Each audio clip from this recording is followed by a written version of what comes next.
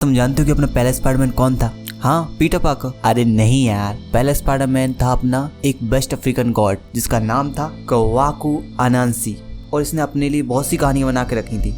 But इसे लगा कि यह इनफ नहीं है और उसे और कुछ करना है, उसे और पावर चाहिए। तो वह अपने फादर स्काई गॉड से मिलने जाता है, जहाँ वो देखता है कि उसके फादर की जगह उसके अंकल हैं। तो वह उनसे बात करता है। तो अंकल पूछते तुम यहाँ किस लिए आए हो? तो वो बोलता है कि मुझे अभी और पावर चाहिए। तो कहता है इतनी पावर है तो तुम्हें और पावर क्यों चाहिए? कहता है ये इनफ नहीं है, मेरी कहानियों को मुझे सच साबित करना है। जो मैंने बोला है, लोग उसको सही नहीं मानते। अंकल उसे दुनिया भर का ज्ञान देते। अपना जो स्पाइडरमैन रहता है उसे कुछ समझ नहीं आता।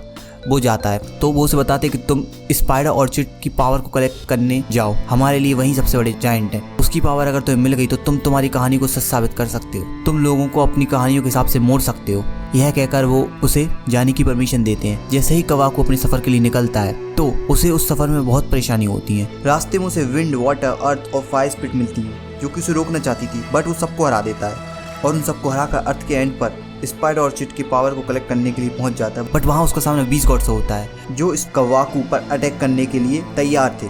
बट उसके सरप्राइज के लिए चारों स्पिरिट वाटर, अर्थ, फायर, एयर उसका साथ देते हैं और 20 गॉड को हरा देते हैं। तब जाके उसे रियलाइज होता है कि उसके अंकल उससे क्या कह रहे थे।